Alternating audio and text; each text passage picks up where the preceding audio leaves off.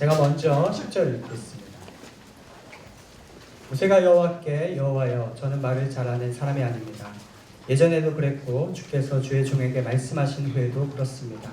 저는 말이 어눌하고 혀도 둔합니다 라고 말했습니다. 여호와께서 모세에게 말씀하셨습니다. 사람에게 이르는 자가 누구냐? 또 빙어하는 자가 되게 하거나 눈으로 보게 하거나 눈멀리 하는 자가 누구냐? 나 여호와. 이제 가거라. 내 입에 있어 무슨 말을 할지 내가 가르쳐 줄 것이다. 그러나 모세는 여호와의 함과 그 일을 판단하는 사람에게 주십시오 라고 말했습니다. 그러자 여호와께서 진노하셔서 모세에게 말씀하셨습니다. 내 형 레위 사람 아론이 있지 않느냐? 나는 그가 말을 잘하는 것을 알고 있다. 이제 그가 너를 만나러 오고 있다. 그가 너를 보게 되면 기뻐할 것이다. 너는 그에게 말해 그에게 말을 넣어주어라. 내가 내 입과 함께 할 것이며 그의 입으로 함께 너희가 할 일을 가르쳐 줄 것이다. 그는 너를 위해 백성들에게 말할 것이며 내 입이 대해 줄 것이다. 그리고 너는 그에게 하나님과 같이 될 것이다. 이제 너는 이 지팡이를 내 손에 들고 그것으로 표적을 보이도록 하라. 모세는 장인 이드로에게 돌아가서 제가 이제 떠나 이집트에 있는 제 동족에게 돌아가서 그들이 아직 살아있는지 보고자 합니다라고 말했습니다. 이드로는 모세에게 평안히 가게라고 했습니다. 여호와께서 미디안에 모세에게 말씀하셨습니다. 이집트로 돌아가라. 너를 죄와하던 자들에게 하시고 20절 다 함께 읽겠습니다. 그래서 모세는 나와 그를 나에게 두고 그 양에 들어갔습니다. 내 손에는 하나님의 지팡이가 들려있었습니다. 할렐루야. 우리를 돌보시는 참 좋으신 주님, 우리 하늘의 아버지 되신 하나님 앞에 우리 감사와 영광과 찬양의 큰 박수를 올려드리겠습니다. 우리를 돌보신 하나님 놀라우신 사랑에 찬양과 감사를 올려드립니다. 할렐루야. 더 큰 한번 박수로 주님의 이름을 찬양하며 나아가겠습니다. 언제나 우리는 주님을 찬양하며 영원토록 주님 앞만을 예배하기를 원합니다. 아멘. 아멘. 여러분 성령 충만하십시오. 말씀 충만하십시오. 우리의 평생의 삶 가운데 우리의 정체성은 무엇인가? 하나님의 사랑을 받는 자로 그 인생의 자부심을 가지고 삶의 길을 걷는 저와 여러분 되시기를 주님의 이름으로 축원합니다. 저희가 2박 3일 동안 리더십 수련회가 대학 청년부 전체 리더십 수련회가 있었습니다. 오늘 100명 정도 저희 리더십들이 함께 참여해서 은혜의 시간을 나눴는데요. 육체적으로 많이 고단하겠지만 하나님이 우리를 창조하실 때 언제나 육체는 영원히 다스리게 만드셨습니다. 네, 가장 뜨거운 예배가 주 앞에 올려지게 될 줄로 믿습니다. 네, 특별히 우리 SNS 공동체 리더십들을 향해서 우리 사랑과 축복과 격려의 박수 한번 해주셨으면 좋겠습니다. 네, 날마다 사랑받자 되시는 예수 그리스도의 그 마음과 사랑으로 맡겨주신 영혼들과 또 공동체와 교회를 섬기는 은혜가 있게 되기를 주님의 이름으로 축원합니다. 여러분, 사람은 자신이 중요하다고 생각하는 것에 자신의 자원을 쓰게 되어 있습니다. 이것은 단체나 조직 또한 마찬가지입니다. 중요하다고 여기고 또한 가치 있다고 여기는 일에 자원과 힘을 쓰게 됩니다. 요새 굉장히 뜨거운 이슈가 되고 있는 미생이라는 드라마를 여러분 보셨을 거라고 생각하는데요. 벌써 미생이라는 단어를 듣자마자 본능적으로 굉장히 고개를 끄덕이시는 분들이 있는 것 같아요.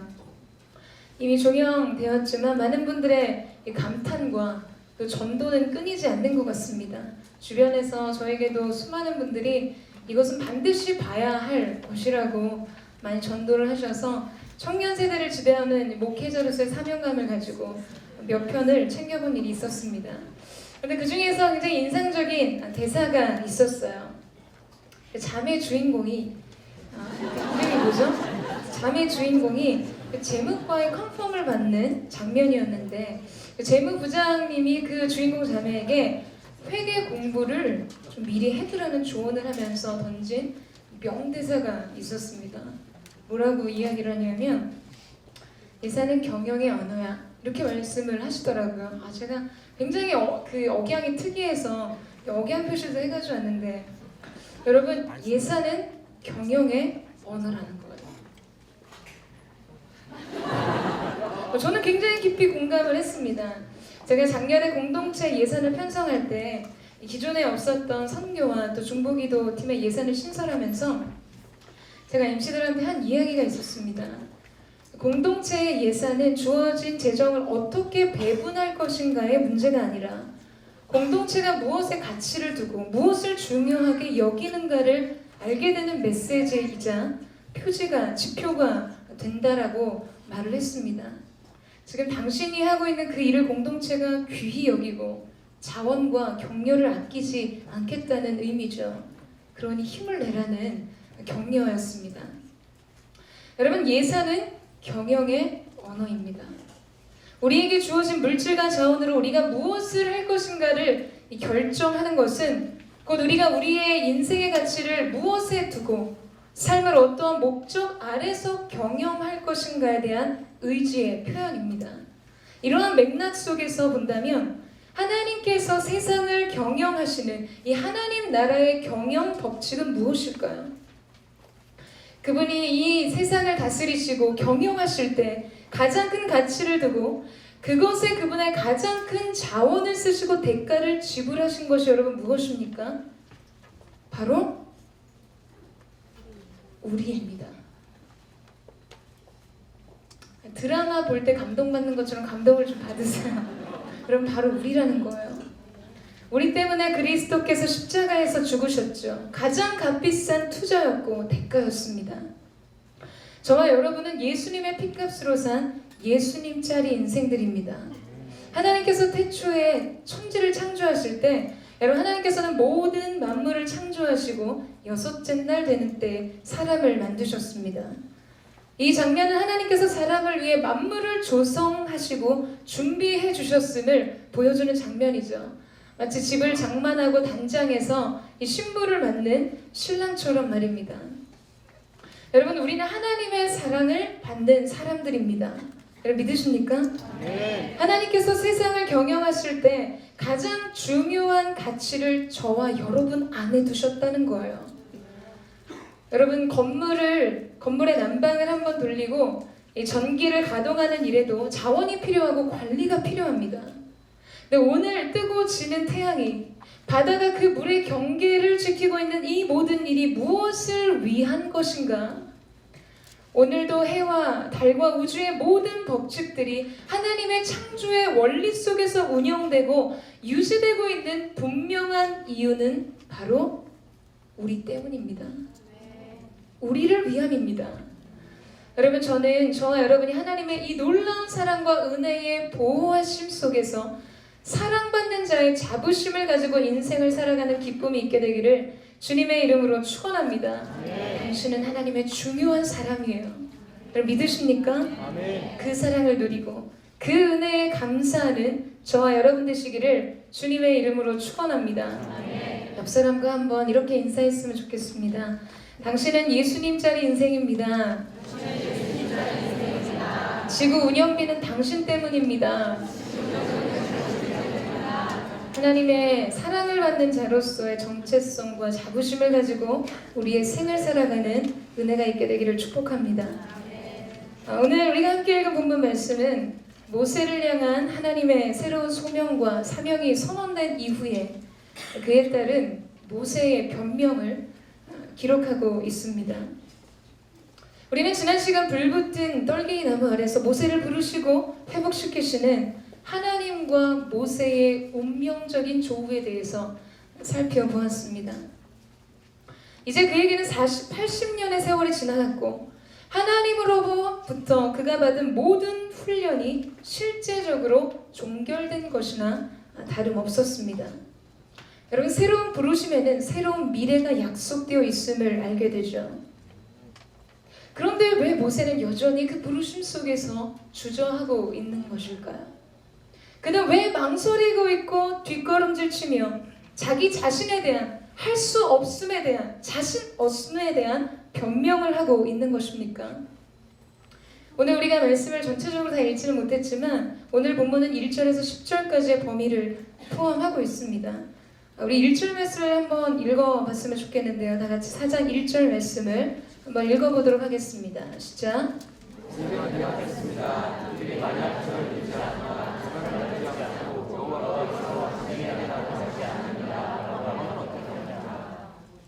여러분, 이 말씀 속에서 우리는 모세 안에 들어있는 두려움이 무엇인지를 알 수 있습니다. 그것은 인정받지 못할 것에 대한 두려움입니다. 사람들이 그를 인정해주지 않을 것에 대한 그의 불안이 엿보이는 장면이죠. 모세는 그가 이스라엘 백성에게 가서 그를 보낸 하나님의 이름이 스스로 있는 자니라고 말을 할지라도 여전히 이스라엘 사람들이 그가 하나님으로부터 보내심을 받았다라는 이 사실을 신뢰하지 못하고 믿지 못할 것이라고 생각하고 있었습니다. 일찍이 모세가 그의 힘으로 이스라엘 백성을 구원하고자 시도했을 때 여러분, 그는 애굽에서 굉장한 신임을 받았던 사람이었죠. 그가 왕위에 오를 수 있는 결정적인 3번의 기회가 있었습니다. 그 기회가 주어졌을 때 그에게 부족했던 것은 정치적인 어떤 세나 그가 가지고 있었던 그의 능력이나 그의 어떤 다른 정치적인 부분들이 아니었어요. 그가 그 스스로 그 왕위를 거절했음을 우리는 역사적인 문건과 성경의 저자의 기록을 통해서 확인할 수 있습니다. 지난번 말씀 때 이런 부분들을 함께 나눈 기억이 나는데요. 그가 처음 이스라엘을 구원하고자 했을 때 그는 그의 안에서 세상적으로 모세는 상당한 지위와 권세와 능력을 갖춘 사람이었습니다. 많은 사람들이 그를 신임하고 있었고 그를 우러러 보고 있었죠. 여러분, 그런데 이런 능력과 신임을 가지고 이스라엘 백성들 가운데 그 스스로 그 백성을 돕고자 하고 구원하고자 갔음에도 불구하고 그들은 모세를 거절했다는 것이죠. 그런데 지금 그에게 그러한 지난날의 시간을 떠올리면서 모세는 지금 자신의 손에 들린 초라한 막대기 하나, 애굽 사람들이 천시하는 목자라는 증표 외에는 가진 것이 하나도 없었습니다. 내가 그 많은 것을 갖추고 그 지위와 명예와 권력을 가졌을 때도 그 백성들이 나를 거절하고 인정하지 않았고 바로는 나의 생명을 취하려고 했는데 지금 간다면 무엇이 달라지겠냐는 거죠. 그것은 불보듯 뻔한 일이 아닐까. 모세 자신은 그런 생각을 했을 것입니다. 그리고 이러한 모세의 말 속에는 이스라엘 사람들이 그가 오는 것을 보고 하나님의 사람이 우리에게 오고 있구나 라고 인정받는 그런 모습으로 마치 하나님이 그의 손에 들려주는 하나님의 신임장을 들고 만민이 모든 사람이 그를 인정하는 모습으로 보내지기를 원하고 있음을 그의 고백 속에 우리는 볼 수가 있습니다. 여러분, 지금 모세는 인정받고 싶었고 인정받지 못할까봐 두려웠습니다. 사랑하는 여러분, 우리 또한 마찬가지 아닙니까? 우리가 어떠한 일이 우리 인생 속에 그것이 하나님의 일이든 때론 세상 속에서 주어지는 어떠한 일이든 그것이 우리에게 맡겨질 때 우리가 때로 주저하고 망설이고 두려워하는 이유는 무엇일까요? 여러분, 그것은 굉장히 많은 것의 이유가 사람들이 나를 인정해주지 않고 나를 거절할 것이라는 생각 때문입니다. 인정받지 못할까봐 두렵고 거절감에 대한 상처 때문에 머뭇거리고 도전하지 않습니다. 또 거절받고 수용되지 못하느니 차라리 하지 않겠다는 것이죠. 여러분, 아인슈타인은 그런 말을 했습니다. 한 번도 실패해보지 않은 사람은 단 한 번도 도전해보지 않은 사람이다. 실패가 두려워서 웅크리고 있다면 결국 여러분, 우리의 삶은 아무것도 도전해보지 못하고 시도해보지 못한 사람으로 남겨질 것입니다. 이처럼 미련한 일이 어디 있을까요? 여러분, 그 시련의 아픔을 가진 사람들 중에서 이 상대에게 거절당하고 사랑받지 못할까봐 아예 연애하고 싶어 하지 않는, 사랑을 시도하지 않는 사람들이 있습니다. 여러 번 시도는 많이 하고 있다는 무언의 반응이셨어요. 근데 그런 사람들이 있어요. 내가 또 이렇게 거절받고 나를 이렇게 버릴까봐 제가 나를 약간 찰 것 같은 느낌이 들면 내가 먼저 너를 찬다. 이런 분들이 계세요.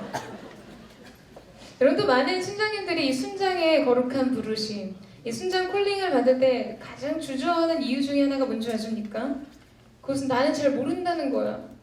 저는 말씀을 잘 모릅니다. 저는 이렇게 어떻게 순모임을 진행해야 되는지 잘 모른다라는 거예요. 순장님들이 가장 두려워하는 순원은 들은 풍월이 많은 모태 신앙. 잘못 들으면 못된 신앙 이렇게 들리기도 하는데 모태 신앙들이에요. 질문이 많은 순원들은 정말 반품을 요청하고 싶어지는 그러한 본능을 가진 분들이 계세요. 신학생이 한번 들어온다면 이거 포기하고 싶다고 말하는 분들이 많습니다. 눈도 마주치잖아요. 잘못 걸리면 질문하고 뭔가 그 그물에 걸릴 것 같은 느낌인 거죠. 말하기가 무서운 거예요. 뭔가 자신을 판단하고 있을 것이라는 생각 때문에 그 판단의 기준에 내가 미치지 못할 것이라는 생각 때문입니다. 근데 여러분, 우리가 잘 모르는 사실 한 가지가 있는데 다른 사람은 여러분에게 그렇게 관심이 많지 않습니다. 우리가 자신을 생각하는 만큼 사람들이 그렇게 우리에 대해서 깊이 묵상하고 디테일하게 분석하고 판단하지 않는다는 거예요. 여러분 이런 순간에 우리는 그럼 내가 그러면 이 순장의 부름 앞에서 더 많은 말씀에 묵상하는 계기로 삼고 성장과 진보의 기회로 삼으면 좋은데 그 도전과 그 배움과 성장의 기회 자체를 포기하고 뒷걸음질 칠 때가 너무나 많습니다. 망설여요. 거절되거나 판단에 미치지 못하거나 다른 사람을 실망시킬 것에 대한 두려움 때문에 도전하지 않는 것이죠. 여러분 이러한 모습들은 관계 안에서나 직장 생활 속에서나 또는 여러분이 다음 진로를 결정하는 문제에서나 이러한 불안과 두려움이 여러분의 발목을 잡을 때가 있습니다. 하나님께서 놀라운 미래를 준비하고 계심에도 불구하고 그 두려움과 불안에 주저앉는 것이죠. 상대가 느낄지 모르는 실망의 예견 속에 주저앉는 것입니다. 사랑하는 여러분, 저는 오늘 저와 여러분 가운데 이 사람의 인정을 바라고 원하고 그것으로 인해 때로는 주저하고 주눅 들고 눈치 보는 우리 안에 있는 모든 두려움과 망설임들이 떠나가는 은혜가 있게 되기를 주님의 이름으로 축원합니다. 여러분 우리는 모든 사람을 만족시킬 필요가 없습니다. 그리고 실제로 그럴 수도 없죠. 우리는 오직 단 한 분만의 마음을 만족시키면 되는 것입니다. 오직 하나님의 마음을 고려하고 하나님 한 분의 마음을 만족해 하는 사람이 되는 것. 여러분 이 설정이 여러분의 인생을 단순하게 만들 것입니다. 그리고 또한 그 단순한 사실이 여러분을 자유하게 하고 여러분의 모든 선택에 명쾌한 답을 주게 될 것입니다. 모세가 하나님의 보내심 앞에 주저하는 이 또 다른 한 가지 이유는 그에게 있었던 낮은 자존감과 비교 의식에 있었습니다. 우리 10절 말씀을 함께 읽어보도록 하겠습니다. 10절 말씀 시작.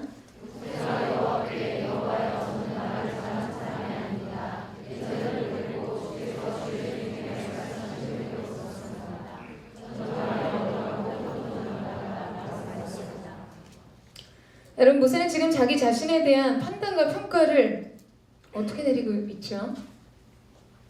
자기는 말을 잘 하지 못하는 사람이라고 이야기합니다. 혀가 둔하고 나는 혀가 뻣뻣해서 하나님 말을 잘 하지 못합니다. 이렇게 이야기하고 있어요. 말이 어눌하고 혀가 참 둔한데 결정적인 한 가지 부연을 더하고 있죠.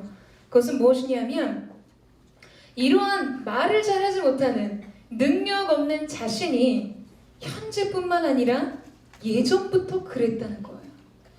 모세는 그렇게 이야기하고 있습니다. 여러분 그렇습니까? 여러분 그렇습니까? 그렇지 않죠.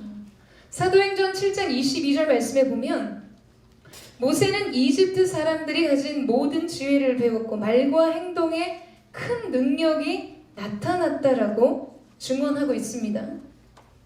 광야 40년 동안 그가 가졌던 모세 인생의 많은 가능성과 이 자원과 잠재력이 파쇄되었다 하더라도 여러분 애굽에서의 모세만큼은 행동과 능력과 말이 능한 사람이었어요. 말의 능력을 가진 사람이었습니다. 그의 지도력은 뛰어났고 그의 웅변술은 대단했다라고 기록하고 있죠. 그런데 지금 모세는 자신에 대해서 비하하고 낮은 자존감과 열등감을 가지고 자기 자신을 평가하고 바라보고 판단하고 있었습니다. 왜곡된 시선으로 자신을 바라보고 있는 것이죠. 여러분, 놀이동산에 가면 그런 거울들이 붙어 있지 않습니까? 이렇게 이상한 모습으로 찌그러져 보이게 하는, 그걸 뭐 요술 거울이라고 하나요? 어쨌든 그런, 이제 나이 들어서 그런 건 재미없으시죠? 어린 시절에는 거기 가서 막 이상해 보이는 자기 모습을 비춰보면서 까르르 웃었던 기억들이 저마다 옛날 옛적의 어떤 추억 속에 있을 것이라는 생각이 듭니다. 자, 여러분, 낮은 자존감과 열등감은 이러한 거울과 같습니다. 열등감이라는 것은 자기 자신을 해석하는 하나의 틀이 되죠. 거울과 같아요. 근데 그 거울은 왜곡된 모습을 반영해서 우리 자신을 투영시켜 줍니다. 지금 모세는 자기가 잘못 판단하고 있는 왜곡된 시선으로 낮은 자존감과 열등감을 통해서 자기 자신을 보고 있었던 것이죠. 비교 의식으로 자신을 바라보고 있었어요. 여러분, 그는 상상했을 것입니다. 바로 앞에 선 자신의 모습을 상상했겠죠. 하나님 보내신다고 했을 때 그는 아마 한 번쯤은 시뮬레이션을 했을 거예요. 그 앞에 서서 어떠한 말을 해야 할까? 스스로 있는 자, 그 여호와 하나님이 나를 보냈다고 말하는 그 장면들을 상기하며 연습하며 상상해 보았을 것입니다. 그런데 여러분, 그는 초라하고 늙은 자신의 모습을 그 순간 더 확연하게 느끼게 되었을 거예요. 눈부신 보좌에 앉은 위엄에 찬 열강의 통치자 바로 앞에서 광야바람에 말라 비틀어진 막대기 하나를 든 자신의 비천함을 그러나 마치 선명함에 대비되는 보색과 같이 느껴졌을 것입니다. 명암의 차이가 너무나 확연하게 느껴지는 것이죠. 여러분, 사람은 다른 사람과 자기 자신을 비교하기 시작할 때 초라함을 느끼고 불행을 느끼게 됩니다. 그런 순간 우리에게는 더 많이 가져야 한다는 강박과 더 나아져야 한다는 압박에 시달리게 됩니다. 어린 시절 제게 각인되어 있는 두 가지 사건이 있었습니다. 저희가 어렸을 때는 여러분, 바나나라는 과일은 흔하지 않는 과일이었어요. 동네 슈퍼에 가서 먹고 싶은 대로 맘대로 사 먹을 수가 없었습니다. 비싸기도 비쌌지만 그만큼 흔한 과일이 아니었죠. 많이들 드셨나봐요. 그런데 제게 그 귀한 이제 바나나를 먹을 수 있는 날이 있었는데, 그것은 저희 어머니와 할머니, 또 이모 할머님이 남대문 시장을 가실 때였습니다. 가끔씩 이제 어머니랑 할머님이 남대문 시장에 무언가를 이제 구입하러 갔을 때 저와 어린 동생을 데리고 가실 때가 있었어요. 남대문 시장에는 리어카에다가 이 바나나를 두고 팔았습니다. 하나에 500원, 두 개에 1,000원. 여러분, 500원이라는 돈은 저희 어린 시절에는 엄청난 돈이었어요. 쭈쭈바가 50원이었으니까 10배, 10개의 쭈쭈바를 사 먹을 수 있는 돈이었어요. 그게 작은 바나나 하나였는데, 지금 저희가 먹는 스윗 바나나처럼 통이 굵고 길이가 긴 게 아니라 제주도 바나나였기 때문에 굉장히 작고 아담한 사이즈였습니다. 그걸 이제 하나씩 남대문 시장에 갈 때마다 사주셨어요. 그러면 여러분, 그 바나나 맛이 얼마나 달고 오묘하고 맛있는지 어린 마음에 그리고 아까워서 깨물어 먹지도 못하고 빨아먹었어요. 근데 저와 동생을 보시고 어머님이 한 입을 그 바나나를 크게 베어 무시고는 왜 맛이 없어? 이렇게 말씀을 하십니다.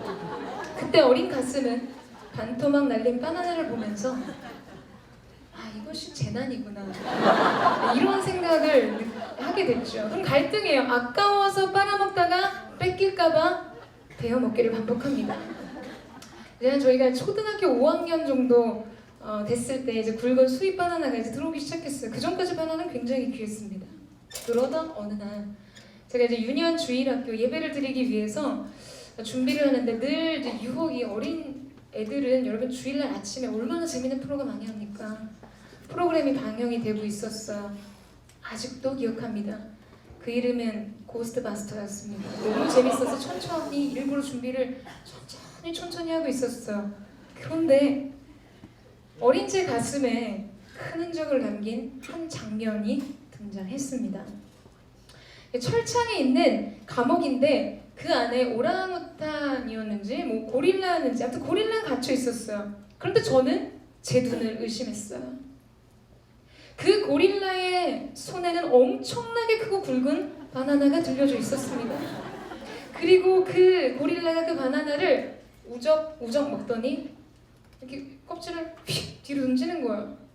다시 바나나를 까서 우적우적 먹기 시작합니다. 저는 너무나 큰 충격에 빠졌어요. 여러분 공감을 해주셔야죠. 그래서는 안 되는 것이었습니다. 어린 제 사고방식에는 여러분 저는 1년에 손에 꼽을 만큼 어머니가 가끔씩 남대문 시장에 데려가는 그 어느 날 한 번 먹어볼 수 있는 정말 작고 아담한 사이즈의 바나나를 감옥에 갇힌 고릴라가 마음껏 먹고 있었던 거예요. 그래서 저는 그 순간을 아직도 기억합니다. 제가 오죽하면 그 장면들을 다 기억하고 있어요. 그때 제가 느꼈던 감정, 나는 대체 뭘까? 그런 생각을 했죠. 바나나를 먹으며 행복해하고 감사했던 어린 유경이는 살아줬습니다. 그리고 또 한 가지 또 다른 장면이 있었어요. 저는 어린 시절에 여러분 플란다스의 개를 다 아시죠? 네로와 그 파트라슈의 우정 그리고 예쁜 아로아. 여러분 극중에 그 네로는 부모님 없이 할아버지와 굉장히 가난하게 살면서 우유 배달로 근근히 하루를 살아가는 불쌍한 아이였습니다. 그런데 완전 띠로리예요. 가난한 네로의 집이 화면에 잡혔어요. 근데 네로에게 침대가 있는 것이었습니다. 당시 어린 시절의 저에게는 어린 시절 저의 로망은 침대를 갖는 것이었거든요. 왜냐하면 여러분 드라마에서 행복한 집에는 늘 2층 침대가 있었어요. 그래서 저와 동생은 언제나 그 2층 침대를 갖는 것이 꿈이었습니다. 저희 집에 처음 침대가 생겼을 때 동생과 항상 오늘은 네가 자고 내일은 내가 자는 거야 이 약속을 하고 잤거든요. 그런데 너무 가난해서 파트라슈와 우유 배달을 하는 네로에게는 침대가 있었던 거예요. 저는 그날 어머니께 물었습니다. 엄마 우리는 많이 가난해? 어머니께서 놀라서 그러셨죠. 너 왜 그런 생각을 했어? 네로는 너무 가난해서 슬픈 아이인데 네로 집에는 침대가 있는데 우리 집에는 없잖아? 우린 대체 얼마나 가난한 거야? 어머니는 웃으셨지만 저는 그 웃음을 이해할 수가 없었습니다. 여러분 모르겠어요. 그저 어린 시절의 에피소드 같지만 이런 비교 의식과 그로 인해 주어지는 상대적인 어떤 박탈감, 자신을 초라하게 느끼는 감정과 자신 없어지는 이 낮은 자존감의 문제는 많은 사람들에게 나타나는 문제일 것입니다. 사람은 다른 대상과 자신의 처지를 비교하기 시작할 때 그것에 대한 시야와 관점이 열렸을 때 여러분 인생의 감사와 기쁨을 잃어버리게 됩니다. 갑자기 자기 자신이 초라하게 느껴지고 자기 자신에 대한 왜곡된 평가와 잘못된 판단의 틀이 생기게 되는 것이죠. 이스라엘 백성들에게 번영과 풍요에 대한 유혹, 그것에 대한 우상 숭배는 여러분 광야 생활을 하는 동안에 주어지지 않았습니다. 왜냐하면 광야에서는 그 밥이 그 밥이었고 그 나물에 그 나물이었어요. 모두가 같은 반찬과 같은 밥을 먹었거든요. 누구나 만나와 메추라기를 먹었습니다. 대단해봤자 광야에 진을 친 텐트 생활이었고 그들이 입는 옷은 그들이 누리는 생활이란 모두가 같았다는 거예요. 그런데 땅을 분배하고 가나안에 정착하기 시작한 이후부터는 달랐습니다. 이제 다른 것을 먹고 다른 것을 입고 다른 곳에서 사는 문제의 갈림이 시작된 것이죠. 거기에서 이제 탐심이 발생하고 거기에서 비교 의식이 생기고 그 결과로 많이 가진 자에게는 우월감이 덜 가진 자에게는 열등감이 발생하게 됩니다.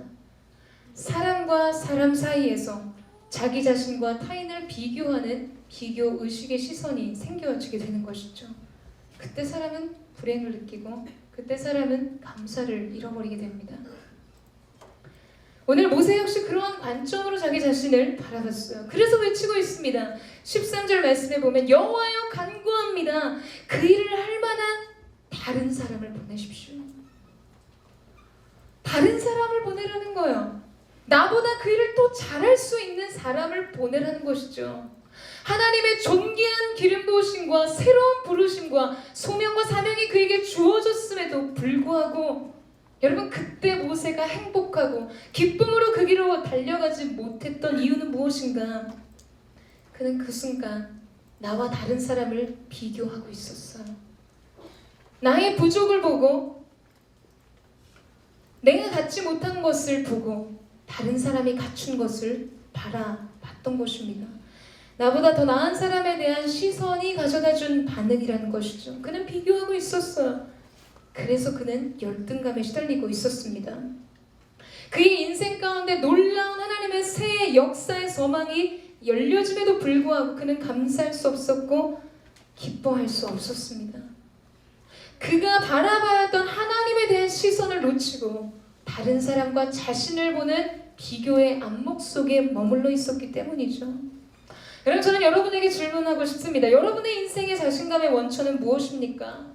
여러분 자신에게 있는 능력과 자원과 잠재력과 가능성입니까? 여러분 만약에 여러분이 자기 존재에 대해서 그렇게 인식하고 있다면 그것 때문에 힘을 얻고 때로 그것 때문에 낙심하고 주저하게 될 것입니다. 공부 열심히 해요. 고등학교 때 전교에서 1, 2등 합니다. 좋은 대학 갔어요. 그런데 그때 공부 열심히 했던 우등생들이 좌절하는 이유는 뭐죠?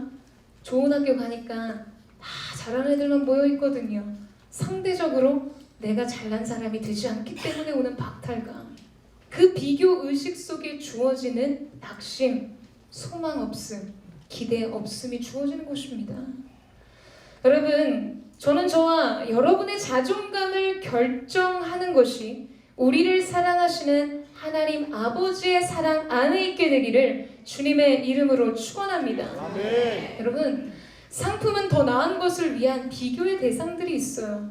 그러나 작품은 아무리 작은 어린아이의 손에 만들어진 것이라 할지라도 그 고유의 가치가 있습니다. 여러분은 자신을 다른 사람들의 삶과 비교하며 무엇이 더 나은가를 비교하는 상품과 같이 여러분 자신을 대우하고 있지는 않으십니까? 아니면 하나님의 특별한 작품으로 자신을 대우하고 여기고 계세요? 여러분은 하나님의 특별한 걸작품입니다. 아멘. 여러분 믿으십니까? 아멘. 작품으로서의 자부심을 가지세요. 아멘. 그 새로운 전환이 저와 여러분 가운데 있게 되기를 주님의 이름으로 축원합니다. 아멘. 옆에 사람을 사랑스러운 눈빛으로 바라보시면서 이렇게 축복해 주시죠. 당신은 하나님의 걸작품입니다. 자기 자신에게도 이야기해 주세요. 나는 하나님의 걸작품입니다.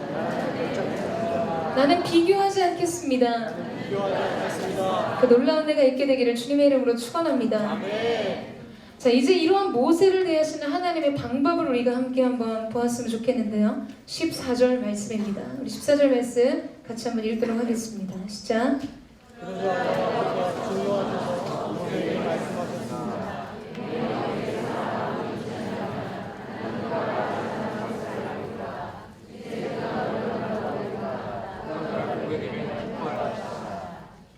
왜 이러시는 걸까요, 주님이?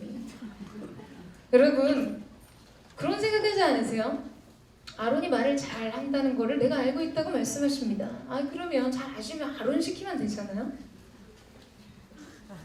그렇게 생각하지 않으세요? 여러분, 말에도 경제력을 따지잖아요, 경제성을. 저렴하다는 뜻이 아니라 짧은 문장 안에 정확한 표현을 넣는 거를 의미하는 거잖아요. 아니, 왜 굳이 이렇게 일을 번거롭게 하시냐고요. 그렇지 않으세요? 제가 이상한 설득을 하고 있는 건가요? 아니, 왜 굳이 모세한테 말을 넣어주고 그 말을 또 대변해서 아론이 말을 하냐고요. 갑자기 주님 성격 되게 피곤하게 느껴지게 되잖아요. 근데 여러분, 하나님께서 지금 이것을 통해서 우리 가운데 주시는 메시지가 있습니다. 이것은 무엇을 말해주는 것입니까? 왜 이토록 효율성이 떨어지고 비합리적인 방법으로 하나님의 일을 하시려는 것일까요? 여러분 우리가 작은 공동체 무슨 사역을 운영을 할 때도 그렇지 않습니까? 잘하는 사람을 요직에 세우면 되죠. 그 사람이 좀 부족하니까 잘하는 사람을 못하는 사람한테 붙여다가 그 일을 하게 하지는 않지 않습니까? 지금 하나님이 일하시는 방법, 모세에게 주시는 메시지 안에는 하나님의 어떠한 마음이 숨겨져 있는 것인가? 여러분 그것은 하나님께서 모세를 통해 그 일을 하기를 원하셨기 때문입니다. 하나님은 지금 모세를 원하셨다는 거예요. 모세와 함께 그분의 역사를 이루어가기를 즐거워하셨습니다. 사랑하는 여러분, 이때 여러분 우리는 그런 생각에 빠지지 않습니까? 왜 우리여야 할까? 왜 하나님은 당신을 고집하고 계실까요? 고쳐서 써야 하는 수고를 감내하고 부족을 채워주는 낭비를 감수하면서까지 왜 우리를 통해서 그 일을 하기를 원한다고 말씀하시는 것입니까? 하나님은 그분의 일을 완성함에 있어서 우리의 도움이 필요하신 분이 아니십니다. 그것 때문에 우리를 사명의 자리로 부르시는 분이 아니세요. 여러분, 그분은 우리를 원하고 계신 것입니다. 아멘. 믿으십니까? 아멘. 우리를 사랑하셔서 우리가 하나님의 영광에 동참할 특권과 축복을 우리를 불러주시는 것이죠. 아멘. 우리와 함께 하기를 갈망하시는 하나님 아버지의 마음입니다. 아멘.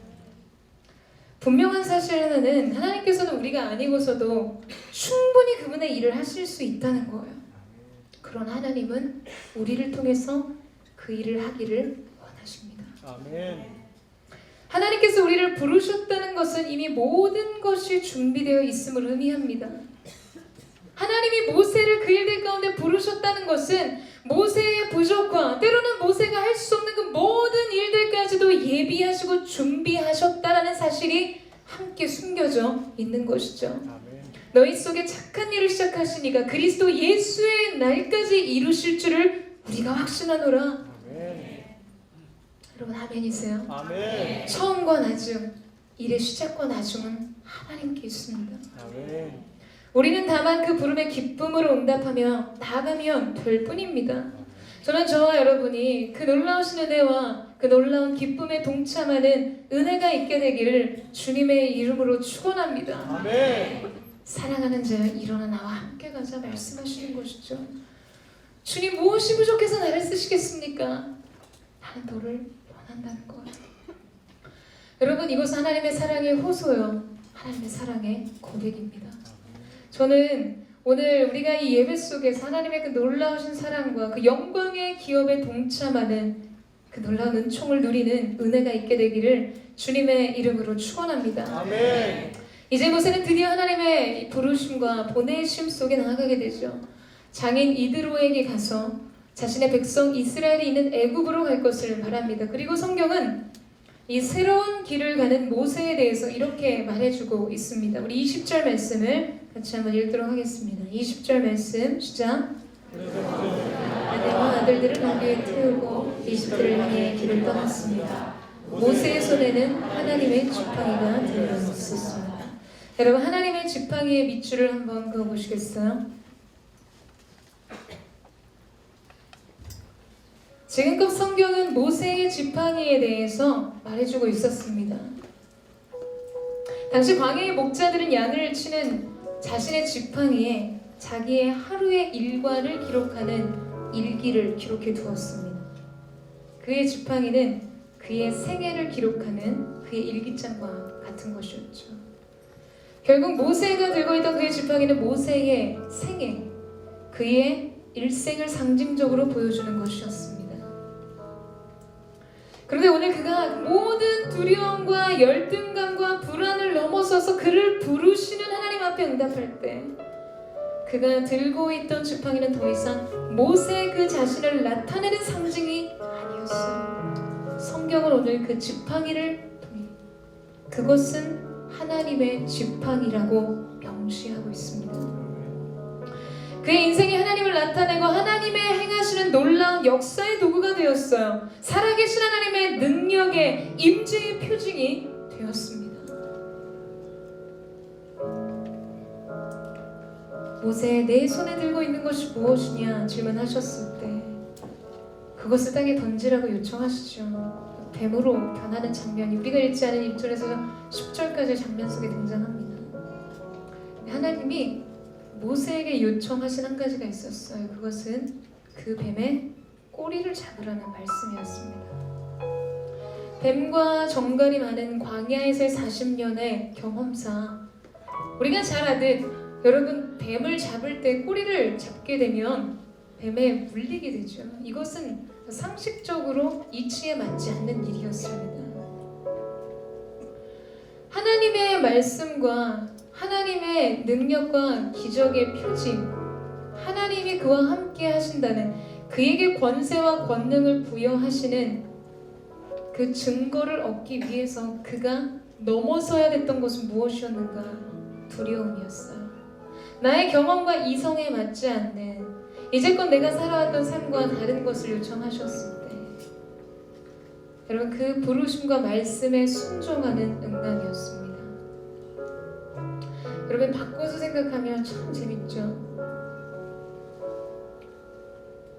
우리는 기도할 때 이 기적이라고 표현하는 것은 상식에도 맞지 않고 여러분 하나님의 도우심이라는 것은 무엇일까요? 하나님의 놀라우신 은혜, 인간의 힘으로 도달할 수 없었고 나이가 가진 자원과 가능성으로는 할 수 없었는데 은혜로 하나님께서 그 일들을 보게 하신 거예요. 우리는 이것을 은혜라고 말하고 기적이라고 말합니다. 보세요 여러분, 우리가 하나님 앞에 우리의 쓴 인생의 필요들을 구할 때는 상식을 뛰어넘는 일을 바라보고 기대하고 구합니다. 그렇다면 하나님의 입장에서 그 기적의 문을 여는 열쇠, 새로운 도전과 소망을 여는 그 문 앞에서 우리에게 요청하실 수 있는 것은 무엇일까? 너의 상식을 뛰어넘어라. 너의 경험을 뛰어넘어라. 너의 두려움을 뛰어넘어라. 우리는 하나님께 상식을 뛰어넘는 일을 요청하고 기대하고 이루어달라고 도와달라고 요청합니다. 근데 하나님께서 그 일들을 이루시기 전에 우리의 믿음의 분량을 채우시기 위해 우리의 순종의 반응을 끌어내시기 위해 그러한 일을 주셨을 때 여러분의 반응은 어떠세요? 하나님 말이 되는 소리를 하셔야죠. 그 자리에 멈춰 계시지는 않습니까?